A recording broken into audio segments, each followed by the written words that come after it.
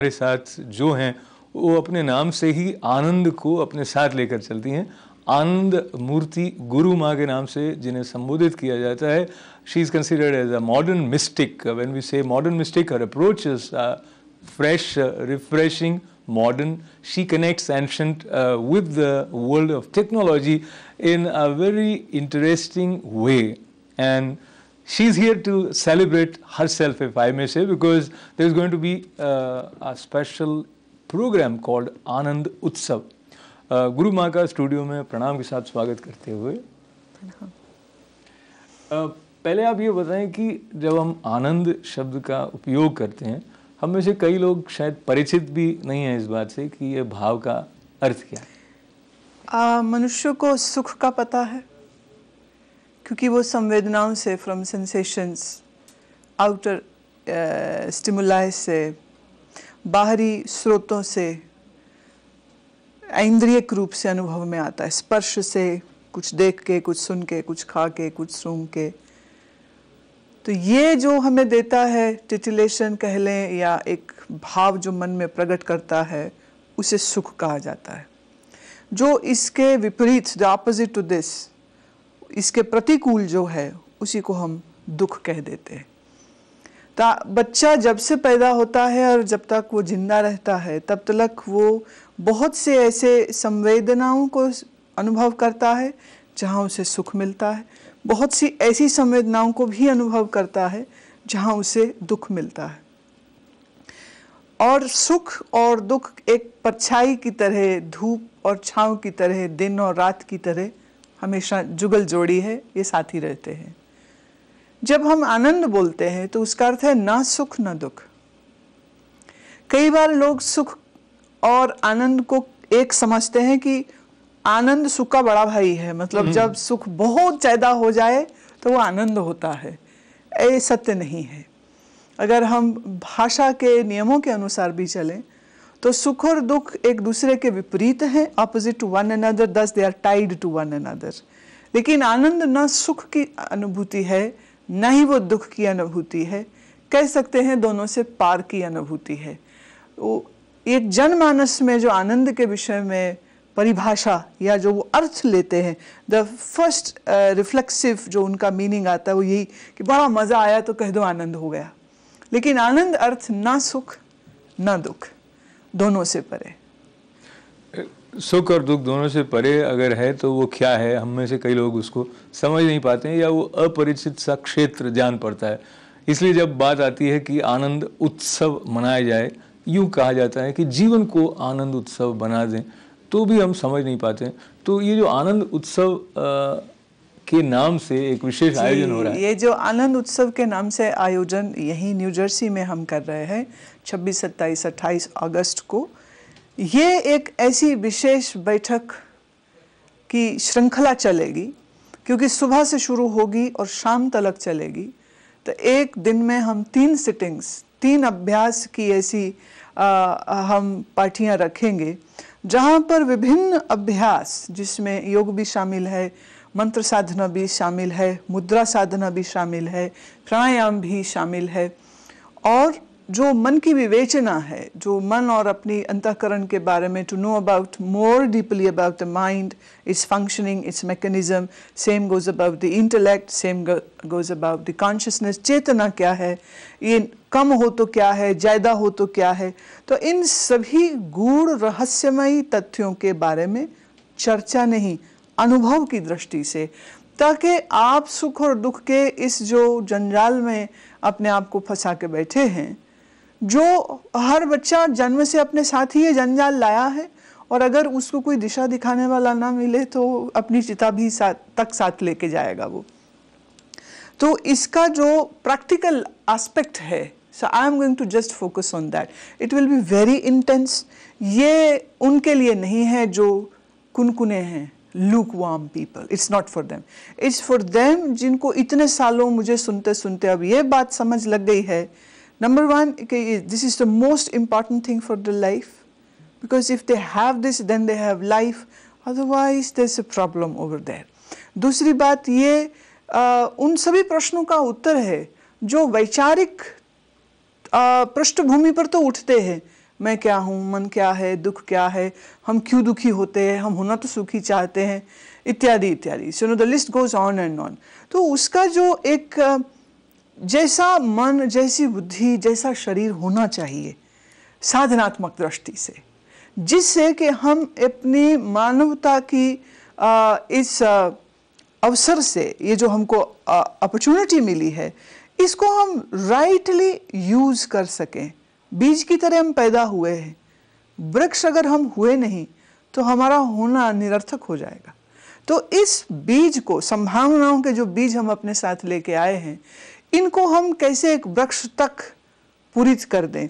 तो ये जो 3 दिन का है अवसर, ये इसीलिए है। हर आदमी भारत नहीं पहुंच पाता है कई कारणों से, तो इसीलिए लगा कि इस बार हम ऐसी एक आयोजन रखें यहाँ पर कि यहाँ वालों को भी अवसर मिल सके, वो भी कुछ सीख सके। And I am sure of कि जो लोग इस में शामिल होंगे, they will be able to transform themselves from maybe caterpillar to a butterfly. Wow, such a great opportunity, and if I take the liberty of being a little apprehensive, and it looks like something impossible that in 3 days you get to experience that which she mentioned and which many of us still fail to really appreciate, like what is the best possible use of being alive. Ashok जी, मैं एक इस विषय में बात कहना चाहूँगी। आपकी apprehension अपनी जगह पे, पर जापान का न्यूक्लियर एक्सप्लोजन घंटों नहीं हुआ था, कुछ सेकंड हुआ था, और 50,000 से ज़्यादा लोग उस एक क्षण में मरे, और उसकी जो शुआएं थी, जो उसका प्रदूषण हुआ, उससे आज तक की जनरेशन भी प्रभावित हो रही। इसलिए बदलने के लिए जन्मों या वर्षों नहीं लगते। जब बदलता है तो एक क्षण में ही बदलता है। जैसे हमारा श्वास अंदर गया तो एक क्षण, बाहर जाके फिर ना आया तो एक ही क्षण तो लगता है। जिंदा से मुर्दा होने में देर नहीं लगती है। हमने पलक खोली तो सब दुनिया दिख रही है, और ये करी पलक बंद, दुनिया गई भाड़ में। हमारे लिए दुनिया अब एग्जिस्ट नहीं करती। हम जाग रहे हैं एक क्षण, और नींद आई कितने क्षणों में। आप लेटते हैं, नींद की इंतजार करते हैं, मैं उस वक्त की बात नहीं कर रही, पर नींद आई कितनी देर में, वो भी एक ही क्षण में आती। तो ये क्षण बहुत शक्ति अपने अंदर रखते हैं, और ज़रूरत है कि उन क्षणों को हम ठीक तरह से समझ पाएं और इस्तेमाल कर पाएं। मैं एक ऐसी उम्मीद नहीं दे रही हूँ जो इम्पॉसिबल है, मैं एक ऐसी ही उम्मीद दे रही हूँ जो बहुत पॉसिबल है, क्योंकि वो मेरे लिए पॉसिबल हो पाया। तो जो मेरे लिए पॉसिबल हो पाया, I am the living evidence for that. हम तो चलते फिरते मैं ऐसे ही किसी को बस सुना था, देखा था, और बस पूरा मन मुड़ गया था, और जिंदगी पूरी बदल गई थी।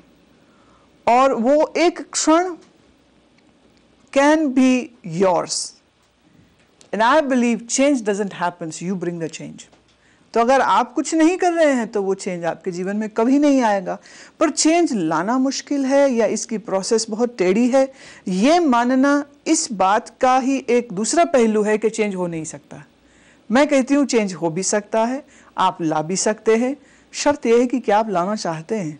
2, क्या आप में इतनी निरहंकारिता है कि आप जाके सीखें। और तीसरा, क्या आपके लिए इसकी कुछ इम्पोर्टेंस है या नहीं है।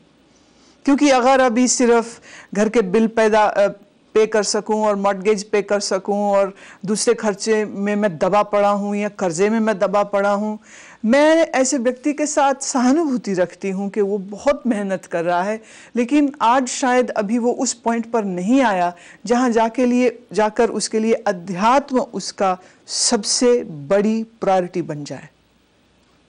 It's very difficult as such. इसलिए डिफिकल्ट क्योंकि जो ट्रेनिंग अगर हमें माँ बाप से ही, अगर कभी ऋषियों के ज़माने में बच्चे को माँ बाप से ही सब मिल जाता था, वो बहुत आगे जो बढ़ना चाहता था ब्रह्म ज्ञान की दृष्टि में, तब वो किसी गुरु के पास जाता था। अन्यथा मंत्र दीक्षा माँ से हो जाती थी, यज्ञ कैसे करना है बाप सिखा देता था, गायत्री कैसे करना, संध्या कैसे करना ये पिता सिखा देता था, घर में पुराण बाँचे जाते थे, उपनिषद का ज्ञान भी अक्सर पिता या माँ से ही मिल जाता था, योग साधना पिता को करते हुए बच्चा सीख जाता था, और मंत्र साधना की हमेशा दात्री माँ हुआ करती थी। अब आप बताइए गुरु के लिए काम बचा क्या? एक्चुअली कुछ भी नहीं बचता था। गुरु के पास कोई तभी जाता था जब वानप्रस्थी के लिए वो तैयार होता था या जब सन्यास के लिए फाइनली उसकी मैच्योरेशन हो जाती थी। आज घर में माँ मिसिंग है, बाप मिसिंग है। Why? Both are working. Why? Living is hard. Why living is hard? Because they want big things. See, I'm speaking a hard truth, but this is true. Bharat में, यहाँ तो छोड़िए, मैं तो कहती हूँ भारत में भी कोई भूखा नहीं सो सकता है, क्योंकि अन्न उपार्जन करना इतना भी मुश्किल नहीं है। और हमारे पास हमारी सरकारों की वजह से, या हमारे पास हमारे खेत खलिहान हैं, हमारे पास हमारे हाथ हैं, हम अपना अन्न खुद उगा लेते हैं। आज भी उत्तर भारत के बहुत से और बहुत से दक्षिण भारत के, कहाँ के मैं नाम बोलूँ, लोग अपना गेहूँ खुद उगा लेते हैं, सब्जी खुद। भूखा तो कोई भी नहीं मर रहा है, लेकिन ज़िंदगी में कुछ चमक, कुछ दमक, कुछ खनकती माया भी मेरे पास हो कि मैं दूसरों को ठेंगा दिखा सकूं कि देख मेरी गाड़ी, मेरा घर तेरे से अच्छा है। ये जो धुन सवार हो गई है, ये जो पागलपंथी आ गई है, ये जो मटीरियलिज्म आ गया है, वो आपकी प्रायोरिटीज़ को बदल चुका है। और माफ़ कीजिए, एक भूखे पेट आदमी को तुम कहो चल तुम्हें आज टैगोर का गीत सुनाते, एक क्ला चालो रे, वो कहेगा तुम ही चलो, हमको तुम्हारा गाना नहीं सुनना है। अगर आप किसी बीमार आदमी से कहो कि चलो तुम्हें मैं पिकासो की पेंटिंग दिखाऊं, उसकी कोई रुचि नहीं होगी।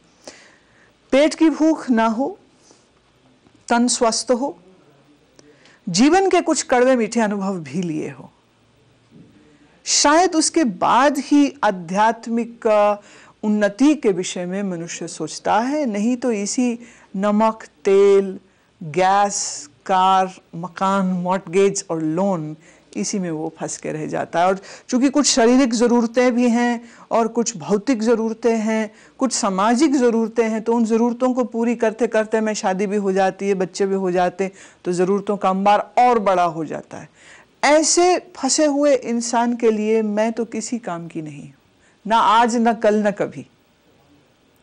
मैं ये मानती हूँ जिसने अपने जीवन में कुछ हिस्से देख लिए हैं, और ये बहुत ज़रूरी है, कुछ दुख के हिस्से देखे हों, कुछ सुख के हिस्से देखे हों, कुछ मज़े लिए हों, कुछ गलतियाँ की हों। जिसने ये कुछ नहीं किया है, वो तो इन प्लास्टिक के फूलों से भी मरा हुआ इंसान है। जिंदगी नाम अनुभव लेने का है, लेकिन हर अनुभव की जो पूर्ति है वो उसको कुछ दे के जाती है और कभी कभी कुछ लेके भी जाती है। जब तमन्ना पूरी नहीं होती तो कुछ चला जाता है, जब तमन्ना पूरी होती है थोड़ा लालच और बढ़ जाता है। अब इस उठा पटक में एक दिन ऐसा ज़रूर आएगा, I am very clear about it, कि उसको लगेगा कि ज़िंदगी क्या बस यही है कि कुछ और भी है। जहाँ उसका ये सवाल आया, मेरा रोल उसके बाद शुरू होता है। So the awareness and consciousness and clarity that there is something more to life, more than what I have already experienced, or the kind of boundary which I have drawn for the possibility of experiences, there is something more to it. फंसने से बाहर निकलने के लिए गुरु के पास जाने की आवश्यकता महसूस की जाती रही है, और आनंद मूर्ति जिनका नाम है, ऐसी गुरु माँ जब न्यू जर्सी में आकर आनंद उत्सव जैसा कार्यक्रम करने वाली हैं, तो सवाल ये भी आता है कि हम में से कई लोग अमेरिका आकर या बल्कि भारत से बाहर निकलते हैं, शायद भारत में भी होता हो, तो एक तरह का अकेलापन उन्हें जकड़ लेता है। प्रारंभिक समय में बहुत तीव्रता से पकड़ता है, धीरे धीरे भी कहीं रहता है, क्योंकि संबंधों का स्वरूप बदल जाता है। तो पहले आप बताएं कि ये जो अकेलापन है, ये यूनिवर्सली सबका एक्सपीरियंस है? आपका भी एक्सपीरियंस कभी अकेलेपन का रहा?